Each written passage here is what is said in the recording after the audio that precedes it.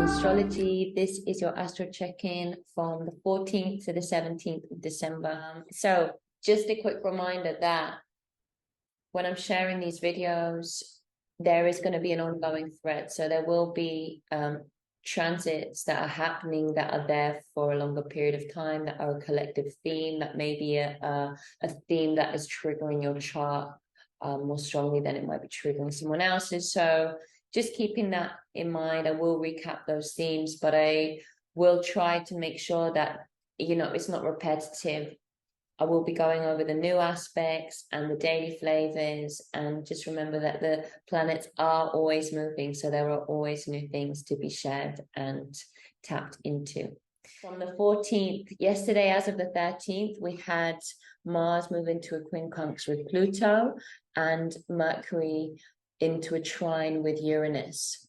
So for any creatives out there, or anyone who enjoys the exploration and using the mind and applying it, this is going to be a really interesting transit. You may experience kind of times where you're thinking outside of the box, and this might be in connection with the themes around healing relationships, communication, and these wounds, healing these wounds of the mind, old programs, how you communicate with your inner child, how you communicate in your relationships, be that the relationship with others or that relationship with yourself. So those themes I touched on in my recent video on the 12th, but this is more around, those will obviously apply, but it may be revelations of the relationship and your communication, but it also might be revelations in completely other spheres. So Uranus in Aries is that innovative energy where it just want to birth new things. It could be quite impulsive in doing that. It could be brave. It could be daring. You know, you might suddenly get these wild ideas, especially if you are working towards projects or anything that involves the visionary. Remember, Uranus is the modern day ruler of Aquarius. So literature, astrology, video games, anything that is technological, digital art, all of these sorts of creations and ways of expressing and ways of inspiring.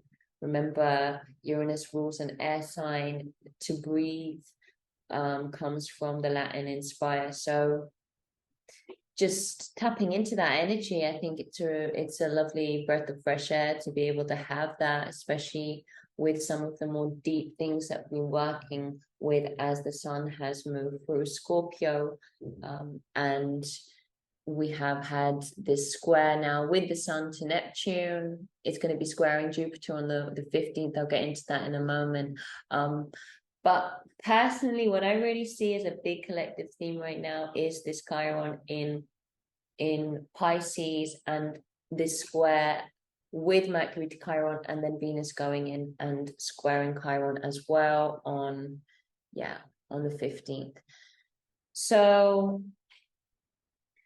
unconditional love, Pisces is such a sign that is compassion, it's boundaryless, and unconditional love is boundaryless. So for some, it's really going to be themes around finding the limit and the structure of the mind in balance with compassion, within relationships, within whatever area of your life that might be showing up. But as of the 14th, we have this trine between the moon, ruling our emotions and our needs, trining with Mercury and Venus. And I touched on this in my last video, but just to go a little deeper on it, it is going to be in Sidereal Leo, which is the sign of self-expression from the heart. So again, you know, any dancers, any actors or actresses, Leo really is that sign that needs to display itself, needs to be seen as an individual. In love, it can be generous, it's the romantic, it's the one that goes and buys flowers and gifts. So enjoy this this loving trine between the moon in Leo with Venus and Mercury there in Sagittarius. And the moon will also be trining the sun. A really good day to find balance and between your needs, your wants, and to express those in your relationship. It would be a good day to write any manifestations. I mean, I always like to write my manifestations and universe letters and flow with the moon. And we are in the waning phase of the moon right now. So it would be a good time to write kind of anything that you're letting go, maybe expressing things that you're letting go, and you can burn that. Or even just writing how you've integrated what you've learned over the last moon cycle, or things that have been coming up for you in the retrograde, what's been coming up for you this last sort of month as the sun has moved through Scorpio. And definitely check my last video on those themes I was talking about, inner shadows coming up, and just writing your manifestations or your understandings, or even a letter to the universe of how you want to show up, and where you're at emotionally in you, expressing yourself. Who am I? Who am I in a relationship with myself, and who am I in a relationship with another? And remember writing positive things. So observe your shadow, work to heal that part of you, show love to your inner child, break away any chains, listen to subliminal. I really enjoy listening to those subliminal YouTube healing videos. I really enjoy listening to those. So whatever sort of mental healing that you're doing with this Mercury square Chiron, if you are going to write and express yourself with this moon in Leo, do it with positive words. Any shadows that have been coming up, how can you turn that into a positive? Remember, our words cast spelling. So really be careful of the words that you use and the things that you write. And if you're writing out anything negative, just do it in a ritualistic way and burn it. So it's not staying within your sphere. It's not part of your manifestation. You're transforming that. And that is, a big thing here. Action towards transformation with the quincunx of Mars to Pluto. And Pluto is the modern day ruler of Scorpio. So ruling where the sun is right now in the zodiac as well. So as Venus squares the Chiron, the moon also squares Mars. So this might be a day where actually tensions bubble up. There could be also sexual energy there, if that's been something that is, that could be a healing thing within the relationship. But there is this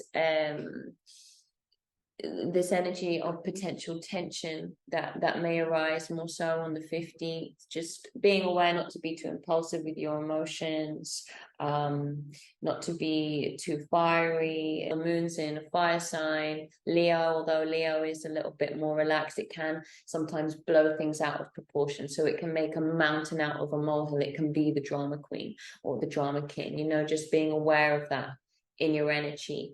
We got this. There's a triple trine here between Uranus, the moon, Venus conjunct Mercury. I really sense in this moment that Uranus is being supported, and this Uranus conjunct the North Node in Aries on the relationship axis in Sidereal Astrology. I really sense it's been such a huge theme that we've been working with for a while, and the eclipses have been hitting these points as well. So this is where I find Sidereal Astrology really interesting, because this is actually where the planets are right now astronomically. I think there's been such a major theme around relationships for us as a collective. It's bang on that axis of identity and the self and other, and right now all of this is coming to a peak point, and I feel like it's a peak point where wounds are there to be healed, and we can express ourselves. There is communication, loving communication to be had, and all here to ultimately bring this process of transformation through. anyone who's working on kind of self-identity themes, or is an entrepreneur, or has some very Uranus ideas that they want and innovations they want to bring to the forefront of our society, then these days are actually a really powerful day to just get pen to paper or get to work with it, and tap into your intuitive nature around how to bring it out into the world, how to express it, how to share it, how to share your art. You know, Venus is the planet that rules art and artists, and with Mars there in her sign, Taurus is ruled by Venus. This is a potentially powerful time for artists to bring their art to the forefront, through expression, through creations or new innovations of the mind. So with the Sun squared Jupiter and Neptune, we're really looking at as the Sun square this conjunction. And why I sense this conjunction is so powerful between Jupiter and Neptune is because they are the old ruler, Jupiter, and the new age ruler, Neptune, of Pisces, and they're both there in Pisces. Obviously, depending on which sidereal zodiac you're using, for some, Neptune will just be just at the end of Aquarius, but I like to use large cusps, and I use a sidereal system that brings the signs equal, and then this is the actual signs of the constellations in the cosmos. So Neptune's definitely going to have a pull there because it rules Pisces and it's just so close with Jupiter. And I feel that this is highlighting what Chiron is doing there right now with these themes around wound healing and unconditional love, and how that's showing up for us all in the people we surround ourselves with, the situations that we're going through, and these deep collective wounds, learning lessons and experiencing unconditional love and learning about that to heal a collective wound through ourselves as individual souls. And so when the Sun is now squaring this conjunction, we may experience challenges in connection with this. Boundaries, I think, is a big theme when any time that Pisces is involved, especially with Jupiter and Pisces can be completely boundaryless, and so can Neptune. Both those planets, both Jupiter and Neptune, have to understand boundaries so that they can function in their highest potential. Jupiter is the philosophic ruler, or the traveler, the spiritual guru, if you like, of the zodiac. So there is these themes around beliefs, and in Pisces it's beliefs around compassion, around universal love, but also around transcendence. And so when Neptune comes in, it can either expand that higher learning and ability to kind of move through all cultures and find this unity, and it can accent and amplify all of the positive qualities that Jupiter and Pisces is going to have, or it can come in and dissolve those. So Neptune has this ability to dissolve and dissipate. So it could weaken Jupiter, or it could make Jupiter's transcendence reach a higher gateways, if you like. And then as well, on the other side, Neptune can be highly psychic, have the access to the dream world, to multi-dimensions, to be in these kind of timeless spaces where information can just be accessed that wouldn't necessarily be accessed. And Jupiter can lead that and guide that and share that. The other side of Neptune, which is just so full of illusions and addictions and over perfectionism and fantasies, Jupiter can also come in and amplify that aspect. So I really sense that collectively this conjunction there in Pisces with Chiron, may be showing up for people in this collective time of collective healing and unconditional love. And now with the sun squaring it, how these archetypes show up for us will be very individual. For example, we may show up as the sun, some illuminating. We may be experiencing the Neptune and Jupiter archetype as a conjunction, but ultimately there will be a challenge, but a challenge and an obstacle so that we can find greater clarity and that we can embody the positive attributes of this conjunction. And obviously unconditional love ties hand in hand with all of the relationship themes around healing and communication I was talking about, and that obviously has continued through with Venus and Mercury squaring Chiron here. So I do sense the sun squaring these planets is actually an opportunity for people to find a greater sense of self-identity and understanding of identity in relationship to these themes. And again, this is highlighted through this collective North Node and Uranus in the sign of Aries, birthing the self, reinventing the self, reinventing society. You know, Uranus is so much about kind of society and what's on the news and the public world, the outer world, the collective. So this could be seen as really a collective birth point right now. And individually, we're going to all have an experience of that, even though it's as a collective, we are a collective heart, a collective spirit, but all unique souls. And so the sun is coming in here and we'll all have our individual experience of that and within those themes.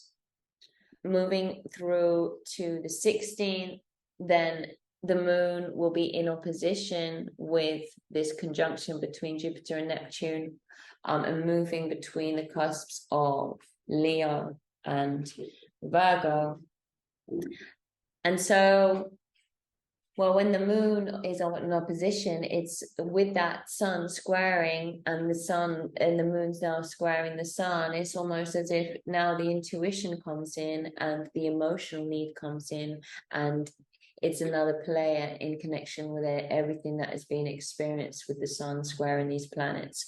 And what I mean by that is the moon comes in and in opposition tries to find balance, tries to process, tries to digest, tries to reflect, or does naturally reflect. I say tries to because with that square to the sun can sometimes be difficult. So emotions and intuitions and senses around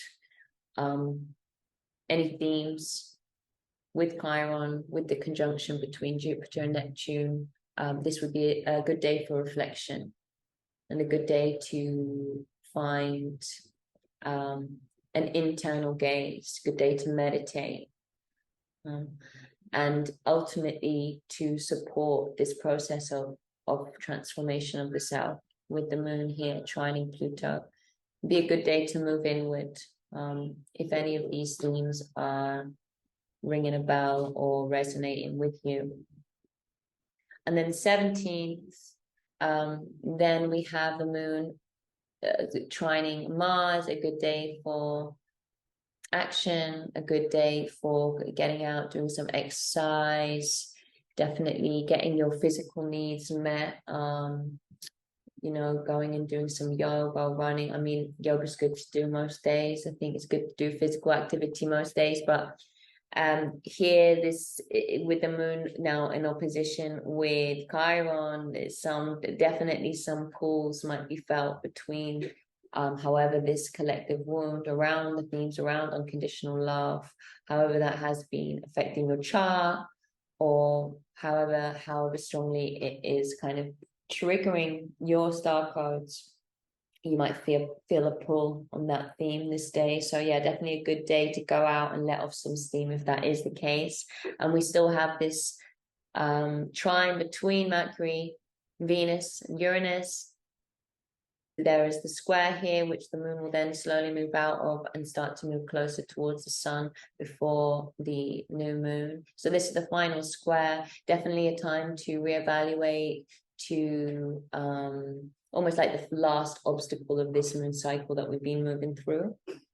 And as it comes into opposition with that conjunction and with Chiron, definitely themes around any Piscean themes around unconditional love, and just in general reflecting on any themes around healing, relationships, any sort of things that have been coming up with you for the Mars retrograde. This would be a good time of reflection with the moon trine Mars there. So I would say definitely use the days to reflect, and this day to reflect, but also to make sure you go out and get some good physical activity. So in terms of crystals, I'm still going to recommend Labradorite. I think it's a really powerful stone for people to be working with in connection with this Jupiter and Neptune conjunction, and just absorbing what you need to absorb and letting go what you don't. That iridescence of Labradorite really, as a tectosilicate, helps us to do that. And another stone I would recommend would be fluorite as well, with this awesome Venus Mercury trine with Uranus. Fluorite frees the spirit, but it also helps us to download and to process. It's a stone of learning, it's crystal for learning. So definitely whatever color fluorite you feel drawn to, it would be a great one for you to have on your desk, for you to hold. And it's also got a cubic structure. So just to create any structures around innovations or ways of thinking, or any sort of mental processes that you are doing right now. Please post and let me know in the comments if you like the video, any tips, feedback. Would love to hear your thoughts. Would love to hear if what I'm talking about is resonating, your experiences. And definitely subscribe, press the bell so that you can keep informed when I share these videos. So thank you for joining. I hope to see you on the next one. We'll be doing another video for the 18th. So I look forward to seeing you then.